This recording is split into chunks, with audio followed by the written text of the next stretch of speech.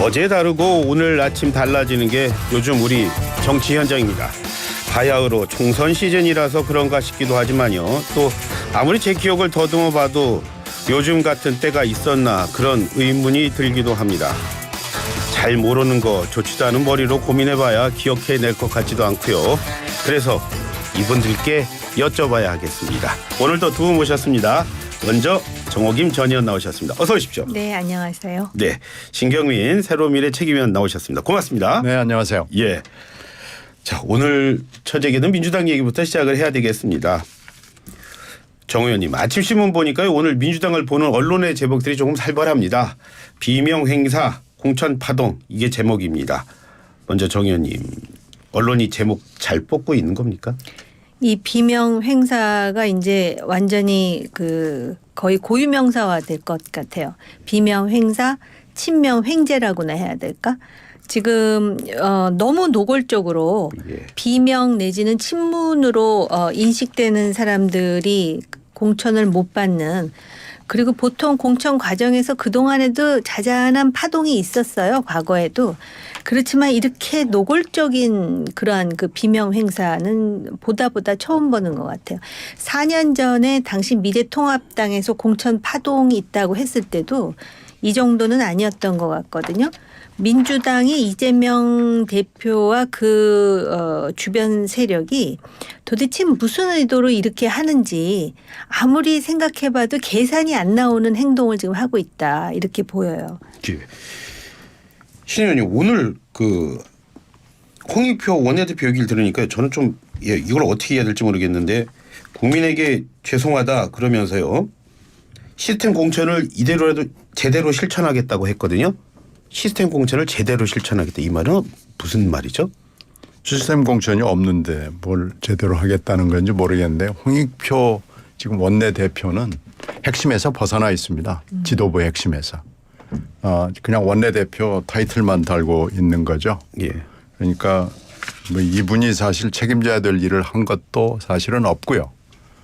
결국은 이재명 대표를 둘러싸고 있는 지도부가 책임을 져야 될 일이고요. 예. 근데 지금 이 사태는 파동을 넘어서서 거의 사태인데, 사태는 사실은 좀 예견이 돼 있었어요. 그러니까 예. 12월 말에 원래 지금 현재 문제가 되고 있는 건 현역 평가잖아요. 예. 현역 평가 20%, 그리고 그 사이에 이제 룰이 조금 바뀌어 가지고 10%는 30% 감점을 하겠다라고 지금 돼 있잖아요. 이게 12월 말에 이미 끝나 가지고 그 캐비넷 안에 들어가 있던 걸 지금 2달 정도 후에 깐 겁니다. 그리고 예. 이건 사무총장 지휘하에 된 거예요. 근데 그걸 공관위원장한테 슬쩍 넘겨 가지고 공관위원장이 통보를 하게 만드는 거요. 이건 정말 비겁한 짓을 한 겁니다.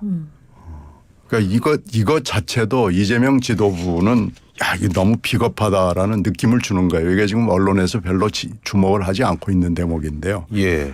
공관위원장, 이명백 공관위원장이 대학 교수하다가 은퇴해서 지금 연구실 하던 분이 뭘 알겠어요. 지금 말로는 이명백 위원장이 큰소리 뻥치지만, 이명백 위원장 이 정도 되면 공관위원장 물러나는 게 맞죠. 예. 무슨 영광을 보겠다고 그 자리를 하고 있는지 저는 잘 모르겠습니다. 이해가 안 됩니다. 하여튼 근데 지금 이 정도까지 12월 말에 그 성적표를 그게 만들어진 거든 진짜로 한 건지는 잘 모르겠지만, 그걸 보고 이거 엄청난 사태가 벌어지겠구나라고 예상을 안 했을 리가 없잖아요. 예. 그런데 그걸 그대로 지금 2달 후에 깠잖아요. 예. 그러면 이건 다 예상이 된 겁니다. 이재명 지도부가 바보만 있는 건 아니잖아요. 다 예상했을 거 아니에요. 예. 그럼에도 불구하고 2달 후에 턱 깠잖아요. 예. 그러면 책임져야 되는 거죠. 예. 어제 의총을 했는데 의총장에 이재명 대표는 나가지 않았다고 그러더라고요. 그것도 뭘 하고 나가겠어요. 그 앵커는 그런 자리에 있으면 나가겠어요. 안 나가는 건 당연한데요. 근데 이재명 대표가 이렇게 겪어보면은요, 굉장히 소심해요. 그리고 자기 불리한 자리는 절대로 안 나갑니다. 그리고 자기가 불리한 상황이 되면 입도 다물어 버립니다. 그런데 그 자리 가면은 아마 몇 시간이고 이재명 대표를 성토하고 굉장히 험한 얘기들이 왔다 갔다 할 텐데 그걸 뭘 하고 나가겠어요. 예. 그러니까 안 나가는 것은 뭐 잘한 결정은 아니지만 예상은 됐던 겁니다. 신 의원님, 호남에서 뭐 현역 의원 대거리 물갈이 했다고 하죠. 만약 1차 경선을 했는데 경선 결과가 좀 나온 겁니다. 그건 어떻게 보셨어요? 그건 좀 예상이 됐던 거예요. 예. 거의 거기에는 그 찐명 그러니까 자객들이죠. 자객들이 활약을 하던 지역구들이고요. 예. 그 자객들이 대부분 다 경선에서 이겼고요. 지금 이 공천의 마지막 단계가 사실은 경선입니다. 지금까지 모든 이 단계들이 경선을 함으로써 경선에서 합리화를 하는 거예요. 근데 경선이 사실은 정말로 경선답게 되느냐 하는 것은 여론조사 회사에 달려 있습니다. 이 중앙당 차원의 첫 번째 조치가 여론조사를 회사들을 선정하는 겁니다. 전국에 253개 지역구가 있는 데다가 예. 여러 번의 여론조사를 해야 돼요. 아마 지금 현역 적합도 조사도 했을 거고요. 그리고 몇 번에 걸친 조사를 했을 거예요. 그렇기 때문에 여론조사가 253개를 다 할 수는 없고요. 예. 몇 개를 선정을 하는데요. 그 회사들이 지금 문제가 있다는 거 아니겠어요? 그리고 또 하나 정말로 웃기는 것은 좀 제가 민주당 의원을 지낸 사람으로서 창피한 거는요. 여론조사 회사 대표가 공관위원으로 버젓이 자리를 잡고 있는 거예요. 이건 정말 말도 안 되는 짓을 하는 겁니다. 그러면 후보들이 한 지역구에 몇 명씩 붙어 있는 후보들이 누구를 찾아가겠어요? 그 여론조사 회사 대표를 찾아가서 계약을 맺잖아요. 이게 4년 전에도 이랬어요.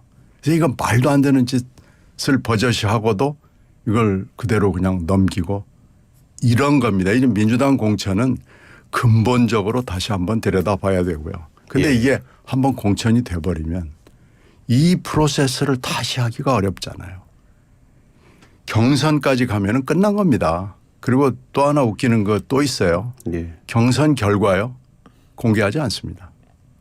이렇게 하면 안 됩니다. 그러니까 이 모든 것을 다시 점검을 해서 시간은 없지만 3월 21일이 후보 등록이거든요. 20일, 22일이니까 지금 한 달 정도 남은 거 아니겠어요? 그러니까 정말로 민주당이 거듭나겠다고 생각하면 다시 하든지 압축해서 하면 할 수는 있을 거예요. 그러나 이건 뭐 체면은 다 국이고 국인 거니까 그 다 버려놓고 새로 하든지 아니면은 이번 총선을 그러면 어떻게 할 것인지를 새로운 각오로 해서 이재명 대표가 불출마를 하든지 예. 그래야 될 지금 특단의 조치가 필요합니다. 특단의 조치가 필요하다고 보십니까, 정 의원님도? 특단의 조처는 필요하지만 당사자가 특단의 결정을 하지 않을 것 같아요. 지금 이미 신경민 의원님께서 말씀하셨듯이 이번 의총에도 나오지 않잖아요. 그러니까 자기가 좀 불편하고 불리한 데에는 절대 회피하는 그런 속성을 가지고 있는 것 같고 예. 만약에 신경민 의원님께서 주장하신 모든 것들이 사실이라면 이건 당대표가 스스로 물러나는 것을 떠나서 탄핵해야 될 상황입니다. 지금 그 여론조사도 그렇고요. 그리고 지금 너무 분명하잖아요. 예를 든다면 저는 국민의힘이 시스템 공천을 지금 잘하고 있다고 생각하지 않아요. 그런데 상대적으로 민주당이 저렇게 질벌되기 때문에 국민의힘이 잘하는 것처럼 지금 보이는 거죠.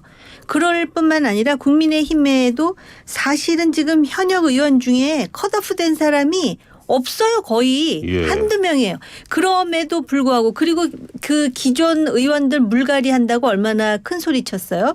물갈이 안 됐어요.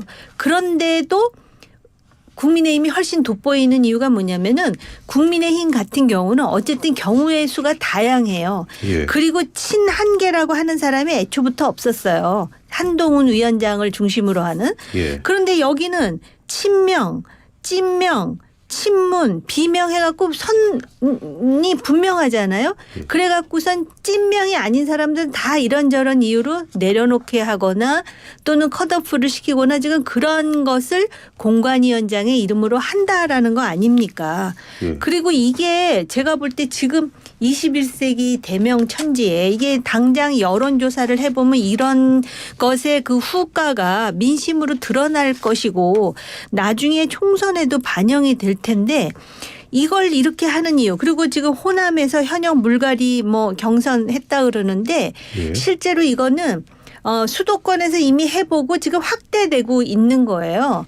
근데 이런 상황에 대해서 심각성을 인지하지 못하는 거는 중앙 정치를 안 해봤기 때문이든지 아니면 이렇게 하지 않으면은 나의 정치적 신상에 엄청난 위해가 올 수 있다라는 절박감 때문인지 아니면 이렇게 하더라도 설사 지더라도 내 위주로 당을 운용하겠다라는 그 당의 권력, 당에 대한 권력 의지인지 예. 셋 중에 하나일 거라는 생각이 들어요. 그래서 어떤 사람들이 그러더라고요. 지금 국민의힘은 이재명 대표하고 두 번째로 이준석 대표한테 진짜 큰 절을 올려도 쉬지 않을 상황이라고 그렇게 말하는 사람까지 나올 정도예요. 예. 신재님 저 궁금해서 하나 더 물어보겠습니다. 여론조사 업체를 선정할 때 경쟁 입찰을 하는 게 아닌가요? 형식적으로는 그렇게 돼 있죠. 그리고 이제 입찰 자격도 제한이 있고 그러죠. 예. 그런데 지금 그런 흔적이 별로 없습니다. 그리고 여론조사 업체가 친소관계에 의해서 특히 대표와의 친소관계에서 들어오게 되면 예. 그 여론조사 회사는 누구를 위해서 일을 하겠어요. 여론조사의 핵심은 객관성, 공정성, 중립성을 담보하기 위해서는 모집단이거든요. 그럼 모집단부터 장난질을 치기 시작하면 그 여론조사는 여론조사가 아닙니다. 여론조작입니다. 예. 그러니까 지금 여론조사 회사 선정에서부터 문제가 심각하고요. 예. 4년 전에도 똑같은 일이 있었어요. 그런데 그때도 다 그냥 넘어갔거든요. 그때는 대표가 이해찬 대표입니다. 예. 그러니까 이해찬 대표한테 이게 뭐가 노하우가 전수가 되지 않았나라는 생각을 할 수밖에 없는 거고요. 그래서 제가 이번 공천은 투-위 시스템, 예. 투-위 시스템이 될 수밖에 없을 거다라고 몇 달 전부터 방송을 통해서 예언 같은 예측을 했거든요. 예. 근데 지금 그 말이 딱 맞아 떨어진 거예요. 그러니까 이 지금 시스템이라고 얘기하고 사실은 이 공천을 엉망진창으로 지금 만들어 놓고 있습니다. 그래서 제가 시스템 공천 질문 드렸을 때 그 말씀하셨군요. 저기 정 의원님, 김용주 전 부의장 탈당했습니다. 그리고 박용진, 윤영찬 의원들 분노의 쓴소리를 퍼붓던데 그런 항변은 정 의원님은 어떻게 보셨습니까? 지금 박용진 의원 같은 경우는 사실은 그 대외적으로 그 당의 쓴소리를 하되 그렇다고 이 사람이 친문도 아니었어요. 제가 볼 때는. 그리고 친명도 아니고 굉장히 그 소신 발언을 한다라는 인식이 대중들에게 상당히 굳어져 있는 데다가 지역구 관리를 잘하는 것으로 지금 알려져 있는 사람이에요. 그리고 윤영찬 의원은 누가 보더라도 지금 그 친명과 대척점에 서 있는 인물 아니겠습니까? 그리고 김영주 전 부의장 같은 경우는 정세균계로서 친명계는 아닌 것이 맞죠. 그런데다가 최근에 그 한동훈 위원장이 그거를 또 제기하던데 본인이 법무장관 시절에 안민석 의원과의 설전에서 상당히 그 광명정대하게 중립을 지키면서 의장으로서 역할을 한 것이 오히려 이제 그 미운 털이 박힌 게 아닌가 이제 이런 얘기를 하는데 그렇다 해서 이런 식으로 이 사람들에게 불이익을 주는 것이 그리고 이 사람들이 그거에 대해서 항변하지 않습니까? 그리고 어제 의원총회에서 굉장히 그 거친 그런 비판들이 나왔다 그러는데 제가 볼 때 이것도 약하다고 봐요. 이게 옛날 같으면요 이보다 더한 일이 민주당에서 생기는 게 민주당다운 거예요. 그런데 왜 이것이 항변으로 물론 어제 굉장히 시끄러웠다고는 하고 그래서 정청래 최고가 자리를 뜨고 뭐 이런 정도의 뉴스가 나오는데 역시 민주당 내에 있는 의원들의 이해관계가 얼마나 다양하겠어요. 일단 내가 공천 받으면은 저 상황이 좀 잘못됐다고 생각하더라도 그저 닥치고 공천 받고 총선에서 당선돼야지 이렇게 생각하는 사람들도 있을 거란 말입니다. 그런데 원래 민주당은 이런 일이 벌어지면 엄청난 그런 파장이 일어날 뿐만 아니라 민주당의 과거의 그 소위 우리가 알고 가지고 있는 그런 리더들은 말입니다. 예. 이렇게 상대편 즉 정적이라고 하는 사람을 이런 식으로 개몰듯이 쫓아낸 적이 없어요. 항상 그 뭐라 그럽니까 비주류라 해갖고 적당히 주류와 비주류 간에 그런 어떤 균형을 유지하려고 했고 특히 그 총선 때 공천을 보면 오히려 비주류의 목소리 큰 사람을 살려줌으로써 우리는 이렇게 공평하게 공천을 합니다를 보여줌으로써 국민들로부터 더 많은 표를 득표하려고 하는 그런 전략을 썼지 이런 식으로 한 적이 없으니까 이거는 어떻게 보면 가장 생경하고 야만적일 뿐만 아니라 1차원적인 정치예요. 지금 21세기인데 대기업은커녕 이거는 무슨 중소 영세 자영업도 아니고요. 이거는 그냥 마트 정도가 아니라 제가 볼 때는 구멍가게에서도 아마 직원 다루면서 이렇게는 안 할 것 같아요. 근데 이거는 진짜 이런 항변에서 쓴소리를 퍼붓는 것에서 끝날 일은 아닌데 민주당도 참 많이 달라진 것 같아요. 우리 자영업자 여러분 열심히 일하시고 계십니다. 다 키오스크 사용하고 계시니까요. 예, 저기 신 의원님 오늘 아침 라디오 방송에서 이낙연 새로미래 대표께서 이런 말 하셨어요. 이대로 가면 국민의힘 이기고 민주당이 질 것 같다. 그런 말씀 하셨거든요. 그래서 그 비관론이죠. 근데 지금 하는 걸로 봐서는 이재명 대표가 총선 승리를 목표로 하는 것 같지가 않습니다. 말은 뭐 그렇게 안 하지만요. 이렇게 전국적으로 총선 공천을 엉망으로 만들어 놓고 어떻게 국민들한테 표를 달라고 얘기할 수가 있겠습니까? 이렇게 따지면 잘못하면은요. 안방에서도 자리를 내주는 사태가 벌어질 수 있고요. 예. 이게 지금 총선 승리가 아니고 결국 이재명의 결사옹위당을 만들겠다는 얘기로 들리거든요. 그러면 국민들이 표를 줄까요? 표 주기가 매우 어렵죠. 그래서 이런 상황에서는 총선 승리를 하겠다는 말을 하기가 좀 민망하게 된 사정이고 그것을 이낙연 전 대표가 얘기를 하는 겁니다. 예. 정 의원님 라디오 방송하니까 오늘 아침에 그 안규복 전략공관위원장입니다. 라디오 방송에 이런 말 했다고 그래요. 추미애 전 장관, 전현희 전 권익위원장, 이현주 전 의원은 여전사 3인방이다. 그래서 수도권 전략공천 가능성이 높다. 이런 말 했다고 하던데 이 세 분 공천하면 지금 말씀하신 신 의원님 말씀하신 이런 어려운 상황 안방도 내줄 수 있는 어려운 상황 돌파하는 기회가 될까요?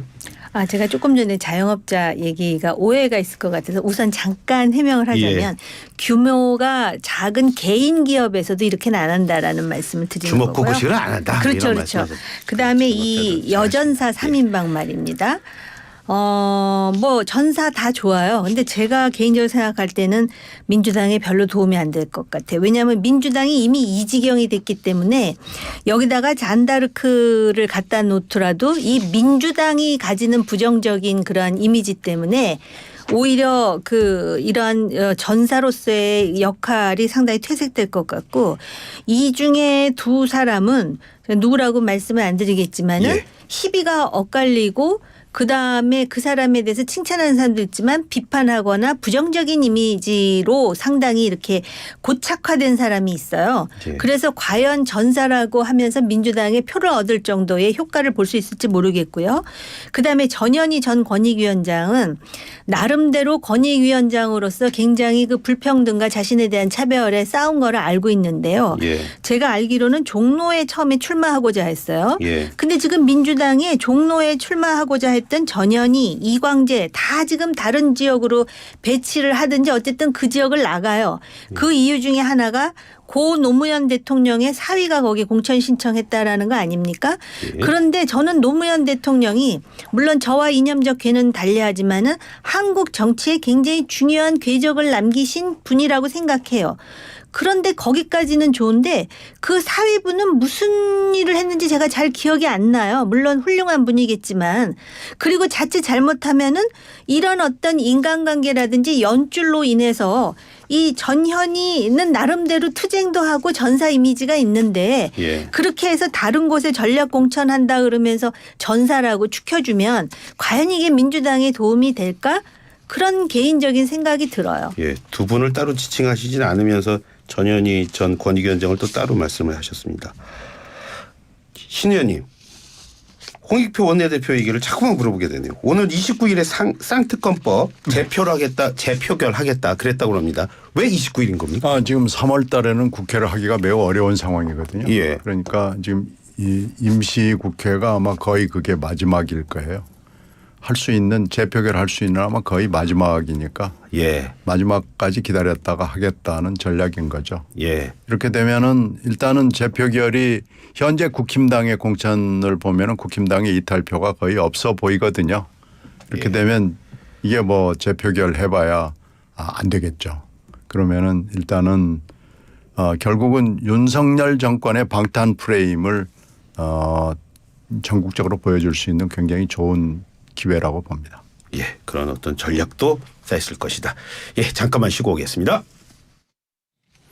네. 이슈앤 피플 이어가도록 하겠습니다. 지금 정호김 전 의원 그리고 신경민 새로미래 책임위원과 정치 현안 나누고 있습니다. 2부에서 이제 국민의힘 얘기를 하려고 했는데 이 얘기는 좀 드리고 가야겠네요. 정 의원님. 민주당 위성정당 얘기는 마저 하고 좀 가겠습니다. 앞에는 시민사회 배치하고요. 민주, 진보, 새진보 이렇게 뒤에 나누다가 또 민주당 해서 30번까지 배치를 한다고 합니다. 잘 꾸린 전략이라고 보십니까?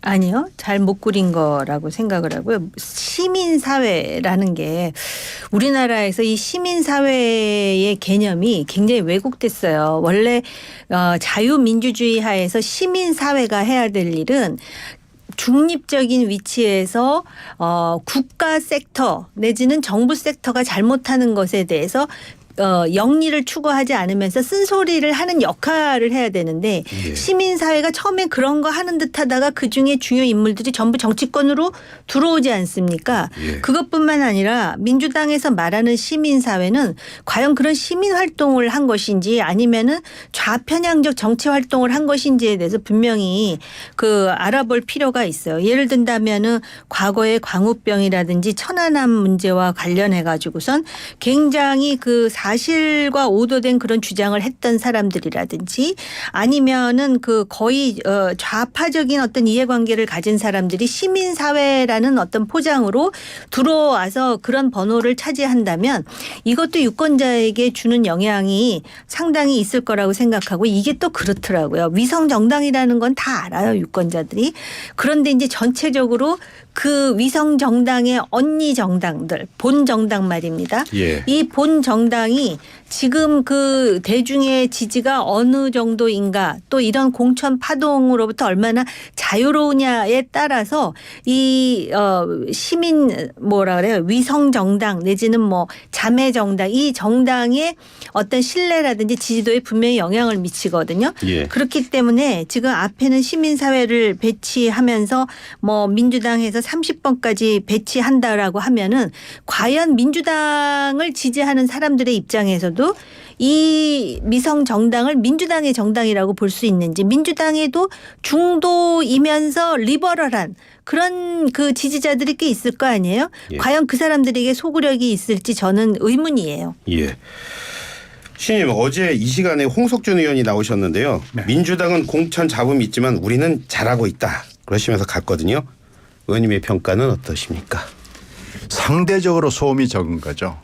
공천에서는 일단은 소음은 적어야 되거든요. 예. 그런데 소음이 적은 대신에 괜찮은 인물들을 선정을 해 왔느냐. 그래서 예. 국민들에게 선보일 수 있을 만한 분들이 있느냐 예. 하는 거에 대해서는 저는 전혀 동의할 수 없습니다. 예. 그런 점에서는 지금 일단은 소음만 줄이려고 노력하는 거지 예. 아무 내실이 없는 그런 공천을 하고 있는 거죠. 민주당이 지금 너무나 엉망진창이고 이렇게까지 하리라고는 아무도 짐작을 못할 정도 수준의 공천을 보이고 있기 때문에 예. 약간 잘하고 있지 않느냐라는 착시 현상이 있는 거죠.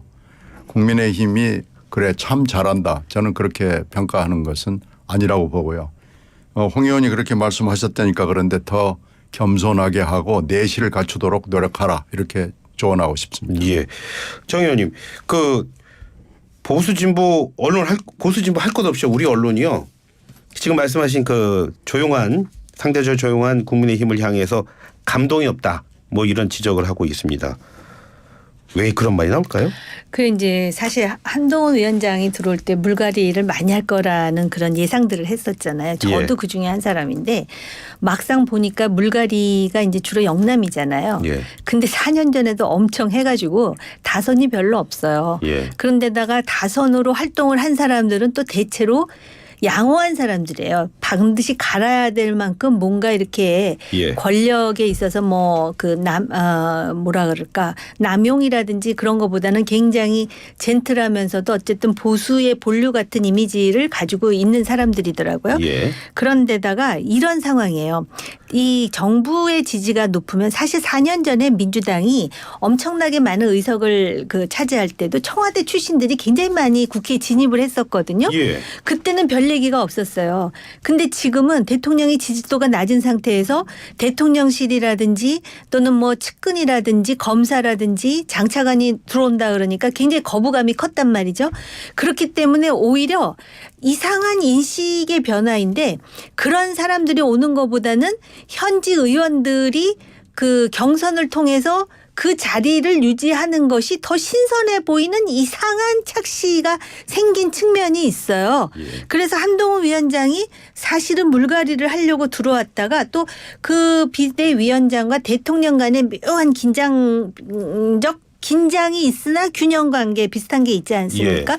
그러다 보니까는 지금 그 의원들이 단수 공천이든 아니면 경선을 통해서 그 자리를 그대로 유지하든 그것에 대한 거부감이 훨씬 낮은 데다가 정권을 갖고 있기 때문에 공천을 못 받아도 그래도 잘하면은 또 다른 자리라도 또는 다른 역할이라도 내가 할 수 있는 기회가 있지 않을까라는 그런 그 기대 심리도 있는 것 같고 그다음에 이제 이런 게 있어요. 참 말하기는 조심스럽긴 한데 예.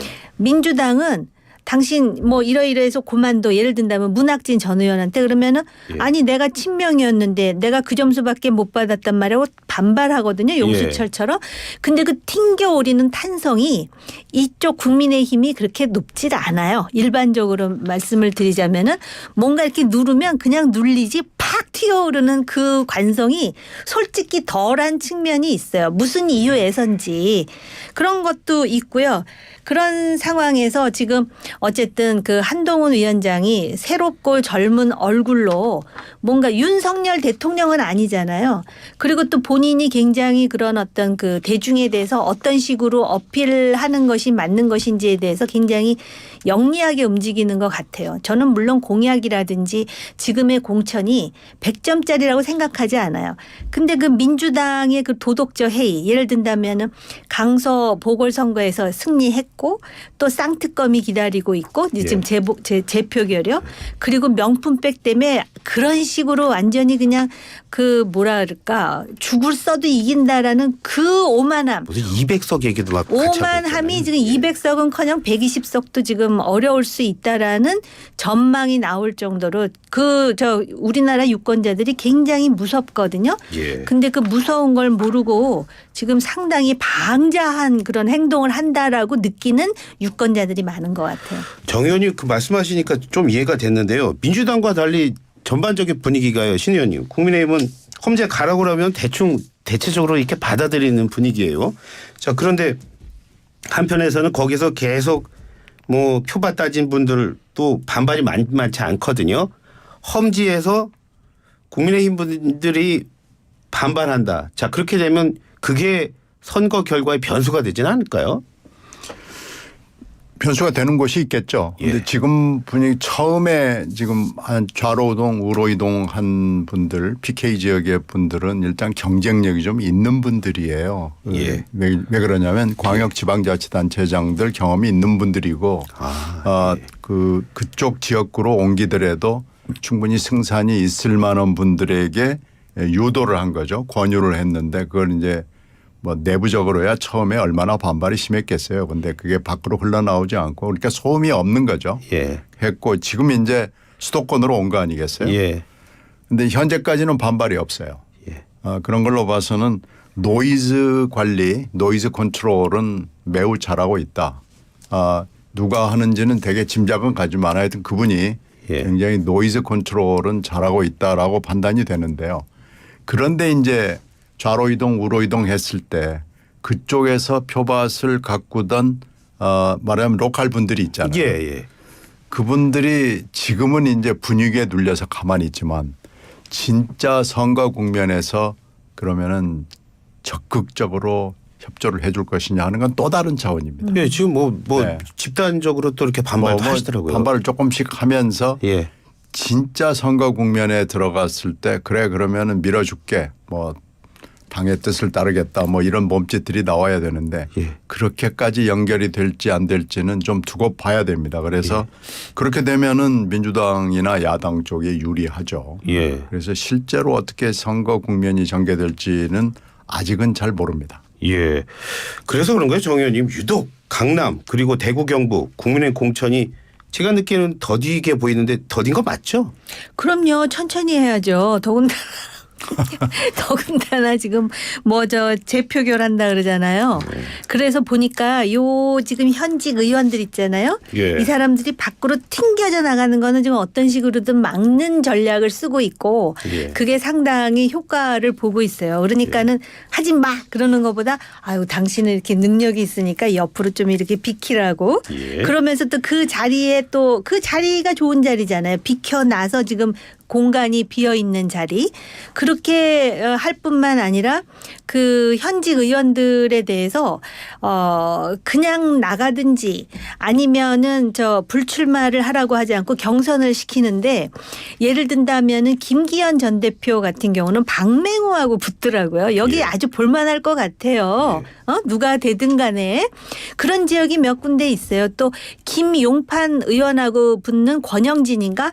그 권영진은 대구시장을 했었거든요. 예. 그래가지고 그런 대구에 그렇게 해서 경선을 해서 지면은 억울해도 나가지도 못한단 말이죠. 예. 네? 그렇게 할 뿐만 아니라 아까도 말씀드렸듯이 지금 컷오프 된 의원이 비례대표 지금 한 명만 딱 나타나지 컷오프 된 사람이 별로 없어요. 그러면서 슬슬 또 흘려요. 사실은 그 다선에 누구가 컷오프 대상이었는데 옆자리로 옮겼어. 그러면은 알 사람은 다 알잖아요. 예. 굳이 거기 가서 지금 선거운동하는 사람한테 그렇게 초를 치는 이유는 뭔지 제가 잘 모르겠지만 그런 식으로 해서 지금 이 안에 어떻게 해서든지 튕겨나가지 않게 그런데다가 또 불행인지 다행인지 제3지대가 지금 나눠져 가지고 별로 좋은 평가를 못 받고 있지 않습니까? 예. 그러다 보니까 아직까지는 국민의힘이 속으로 표정 관리를 지금 하고 있다 해도 과언이 아닌 물론 여기에도요 보면은 문제 삼을 만한 곳이 있어요. 예를 든다면은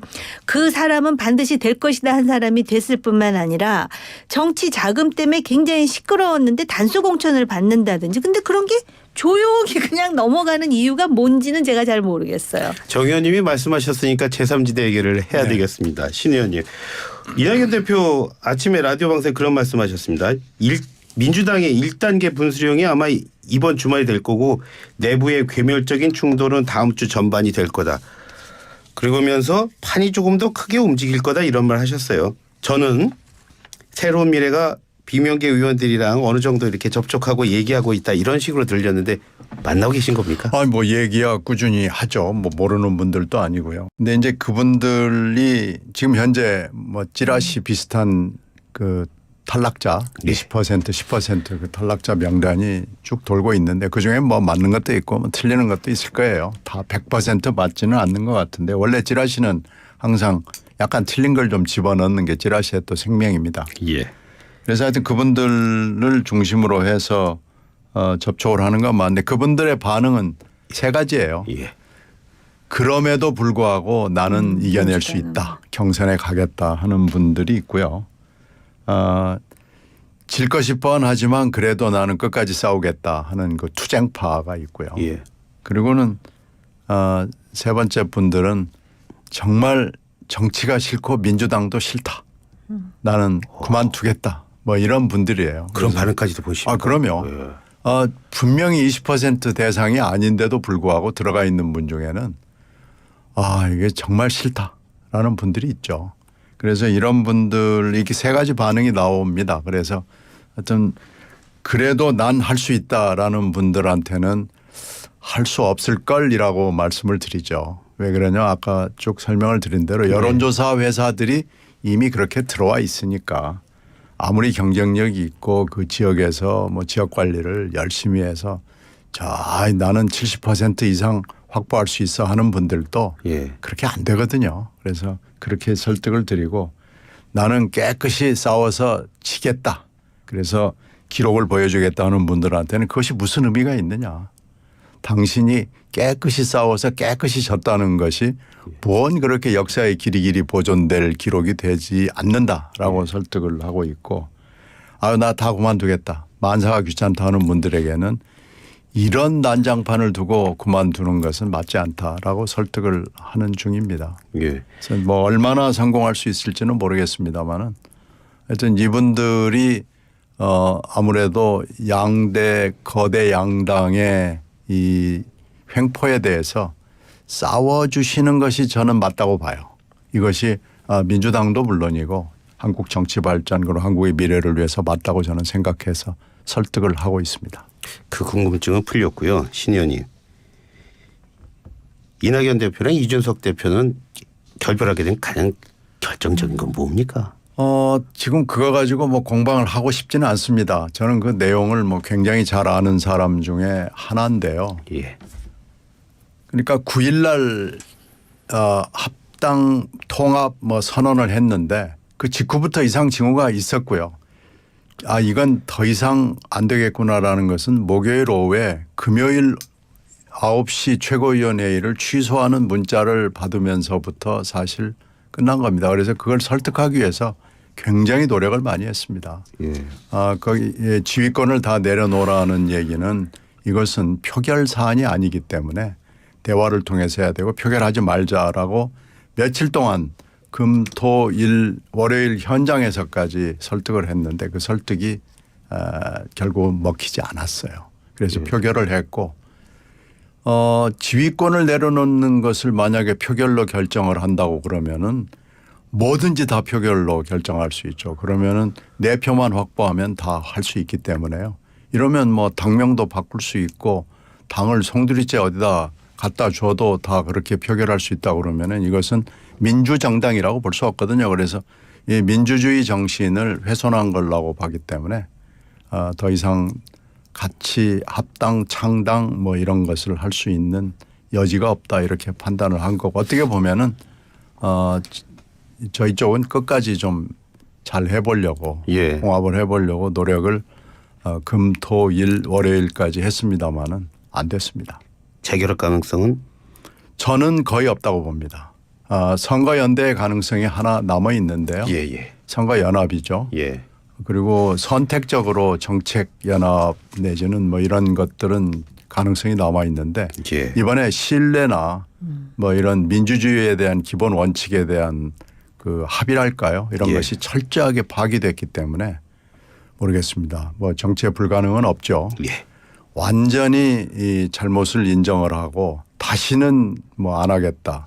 다시는 이런 그것도 또 표결로 한다 그러면 뭐 그건 말이 안 되고요.